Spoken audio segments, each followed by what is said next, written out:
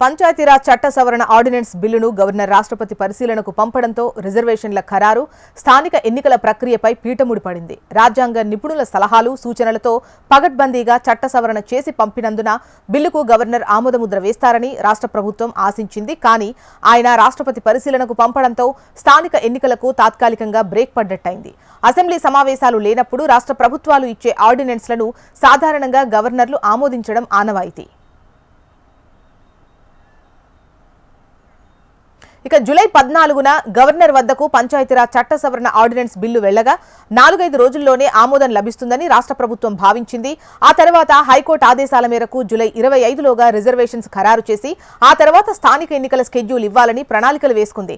అయితే ordinance ఫైల్పై governor తీసుకున్న అనూహ్య నిర్ణయం వెనుక కేంద్రం ఉన్నట్లు తెలంగాణ సర్కార్ అనుమానిస్తోంది. స్థానిక సంస్థల్లో ఇప్పటికే పాలక వర్గాలు లేకపోవడంతో ఫైనాన్స్ కమిషన్ నిధులు రాక గ్రామాల్లో అభివృద్ధి పనులు ఆగిపోయాయి. మరోవైపు సెప్టెంబర్ 30లోగా స్థానిక ఎన్నికలు నిర్వహించాలని హైకోర్టు ఆదేశించింది. ఈ నేపథ్యంలో రాష్ట్రపతి వద్ద పెండింగ్లో ఉన్న 42% బీసీ రిజర్వేషన్ల బిల్లుతో పాటు గవర్నర్ పంపిన ఆర్డినెన్స్ బిల్లును ఆమోదించుకోవడంపై రాష్ట్ర సర్కార్ ఫోకస్ పెట్టింది. ఇందుకోసం ఆగస్టు 5, 6, 7 తేదీల్లో చలో ఢిల్లీ పేరుతో కార్యాచరణను సిద్ధం చేసుకుంది. ఆ తర్వాత వారం 10 రోజుల్లోపు కేంద్రం స్పందించకపోతే ప్రత్యామ్నాయ మార్గాల్లో ఎన్నికలు నిర్వహించాలని యోచిస్తోంది. తెలంగాణ పంచాయతీరాజ్ చట్టం 2018లోని సెక్షన్ 285A గ్రామ పంచాయతీ, మండల ప్రజా పరిషత్, జిల్లా ప్రజా పరిషత్లలో రిజర్వేషన్లకు సంబంధించిన నిబంధనలను వివరిస్తుంది. సుప్రీంకోర్టు తీర్పులను అనుసరించి స్థానిక సంస్థల్లో స్కెడ్యూల్ కులాలు, స్కెడ్యూల్ తెగలు, బీసీ రిజర్వేషన్లు 50% మించి ఉండరాదని ఈ సెక్షన్ చెబుతోంది. ఈ చట్టం ప్రకారమే స్థానిక ఎన్నికలకు వెళితే బీసీలకు 22 నుంచి 23% మించి రిజర్వేషన్లు ఇచ్చే ఛాన్స్ లేదు. దీంతో ముందుగా ఈ నిబంధనను సవరించాలని కాంగ్రెస్ సర్కార్ భావించింది. ఇందుకోసం సమగ్ర కులగణన సర్వే చేపట్టింది. అందులో వచ్చిన ఎంపిరికల్ డేటా ప్రకారం రాజకీయంగా, ఆర్థికంగా, విద్యాపరంగా బీసీలు ఎక్కడెక్కడ వెనకబడి ఉన్నారో సమగ్ర నివేదిక తీసుకుంది. దాని ప్రకారం బీసీలకు 42% రిజర్వేషన్లు ఇవ్వాలని నిర్ణయించి పంచాయతీరాజ్ చట్టానికి సవరణ ఆర్డినెన్స్ను ముందుకు తెచ్చింది. 1992లో ఇందిరా సాహ్ని వర్సెస్ కేంద్ర ప్రభుత్వం కేసులో అసాధారణ పరిస్థితుల్లో మాత్రమే రిజర్వేషన్లు 50% మించొచ్చని, అత్యంత జాగ్రత్తగా ప్రత్యేక కారణాలు ఉంటేనే ఇది సమర్థనీయమని సుప్రీంకోర్టు స్పష్టం చేయగా ఆ ఆదేశాలను కూడా రాష్ట్ర ప్రభుత్వం పరిగణలోకి తీసుకుంది. అందులో భాగంగానే 2018 పంచాయతీరాజ్ చట్టంలోని సెక్షన్ 285Aలో రిజర్వేషన్లు 50% మించవద్దనే నిబంధనను తొలగించి ఆ స్థానంలో కులగణన సర్వేలోని ఎంపిరికల్ డేటా ఆధారంగా రిజర్వేషన్లు ఉంటాయని మార్పు చేసింది. ఈ ఆర్డినెన్స్ను గవర్నర్కు రాష్ట్ర ప్రభుత్వం పంపగా గవర్నర్ దానిని రాష్ట్రపతికి పంపారు. సాధారణంగా అసెంబ్లీ సమావేశాలు లేనప్పుడు రాష్ట్ర ప్రభుత్వాలు తెచ్చే ఆర్డినెన్స్లను గవర్నర్లు ఆమోదిస్తూ ఉంటారు.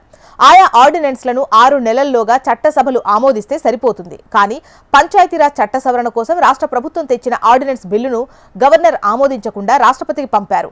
ఆర్డినెన్స్ బిల్లులో ఏమైనా అనుమానాలుంటే న్యాయ సలహాతో పాటు రాష్ట్ర ప్రభుత్వం నుంచి కూడా వివరణ తీసుకోవచ్చు. అప్పటికీ ఏదైనా అంశంపై క్లారిటీ రాకపోతే గవర్నర్ దాన్ని రాష్ట్ర ప్రభుత్వానికి తిప్పి పంపొచ్చు. అయితే రాష్ట్ర ప్రభుత్వం న్యాయ, రాజ్యాంగ నిపుణులను సంప్రదించాకే ఆర్డినెన్స్ ఫైల్ సిద్ధం చేసి గవర్నర్కు పంపింది. గవర్నర్ సైతం అడ్వకేట్ జనరల్ అభిప్రాయం తీసుకున్నారు. అంతా సవ్యంగా జరిగిపోతుందని, 1-2 రోజుల్లో గవర్నర్ ఆమోదముద్ర వేస్తారని ప్రభుత్వం భావిస్తున్న టైంలో గవర్నర్ అనూహ్యంగా రాష్ట్రపతి పరిశీలన కోసం కేంద్ర హోంశాఖకు పంపారు. దీని వెనుక ఆంతర్యం ఏంటి అని రాష్ట్ర ప్రభుత్వ వర్గాల్లో చర్చ నడుస్తోంది. ఇందుకు రాజ్భవన్ ప్రధానంగా 2 కారణాలు చెబుతోంది. పంచాయతీరాజ్ చట్టంలో 50% రిజర్వేషన్పై క్యాపింగ్ ఉన్న కీలకమైన నిబంధనను రాష్ట్ర ప్రభుత్వం తొలగించాలనుకోవడం, దానిపై ఇప్పటికే సుప్రీంకోర్టు తీర్పులు ఉండటంతో గవర్నర్ ఈ అంశాన్ని సీరియస్ గా తీసుకున్నారని తెలుస్తోంది. అసలు రిజర్వేషన్లపై క్యాపింగ్ ఎత్తివేసే అధికారం రాష్ట్ర ప్రభుత్వానికి ఉందా లేదా అనే సందేహం గవర్నర్కు వచ్చిందని చెబుతున్నారు. అదీగాక ఇప్పటికే విద్య, ఉద్యోగాలు, స్థానిక సంస్థల్లో బీసీలకు 42% కోటా కల్పించే 2 బిల్లులు రాష్ట్రపతి ఆమోదం కోసం వెళ్లి పెండింగ్ లో ఉండటం వల్లే గవర్నర్ ఆర్డినెన్స్ బిల్లును రాష్ట్రపతి పరిశీలన కోసం పంపినట్లు రాజ్భవన్ అధికారులు పేర్కొంటున్నారు. ఇక తెలంగాణలో స్థానిక సంస్థల పాలక వర్గాల పదవీకాలం ముగిసి దాదాపు 1.5 ఏళ్ల కావస్తోంది. ఇప్పటికే సర్పంచ్లు, ఎంపీటీసీలు, జెడ్పీటీసీలు లేక గ్రామాల్లో అభివృద్ధి పనులు కుంటుపడుతున్నాయి. అంతకంటే పెద్ద సమస్య నిధుల కొరత. పాలక వర్గాలు ఉంటేనే కేంద్రం నుంచి ఫైనాన్స్ కమిషన్ నిధులు ఇస్తుంది. ఇప్పటికే దాదాపు 1600 కోట్లకు పైగా ఫండ్స్ నిలిచిపోయాయి. మరోవైపు సెప్టెంబర్ 30లోగా లోకల్ బాడీ ఎన్నికలు నిర్వహించాలని హైకోర్టు ఆదేశించింది. రిజర్వేషన్ల ఖరారు కోసం కోర్టు విధించిన నెల రోజుల గడువు కూడా పూర్తయింది. ఈ నేపథ్యంలో ఆర్డినెన్స్ ను గవర్నర్ ఆమోదించారు. ఆమోదించగానే రిజర్వేషన్ల కోసం జీవో జారీ చేసి ఎన్నికలకు వెళ్లాలని రాష్ట్ర సర్కార్ భావించింది. కానీ ఆర్డినెన్స్ ను గవర్నర్ రాష్ట్రపతికి పంపడంతో తొలుత పంపిన బీసీ బిల్లులతో పాటు ఈ ఆర్డినెన్స్ బిల్లు కూడా కేంద్రం వద్దే పెండింగ్ లో ఉంది. ఈ నేపథ్యంలో బిల్లులకు ఆమోదం తెలిపేలా కేంద్రంపై ఒత్తిడి తెచ్చేందుకు రాష్ట్ర సర్కార్ కార్యాచరణ సిద్ధం చేసింది. ఈ మేరకు ఆగస్టు 5 నుంచి 7 వరకు ఢిల్లీ వేదికగా వివిధ కార్యక్రమాలు చేపట్టబోతోంది. ఆగస్టు 15 దాకా కేంద్రం నిర్ణయం కోసం వేచి చూసి అప్పటికీ ఎటువంటి స్పందన లేకపోతే పార్టీ పరంగా అయినా బీసీలకు 42% రిజర్వేషన్స్ తో స్థానిక సంస్థల ఎన్నికలకు వెళ్లాలని ప్రభుత్వం ఆలోచిస్తున్నట్లు తెలుస్తోంది.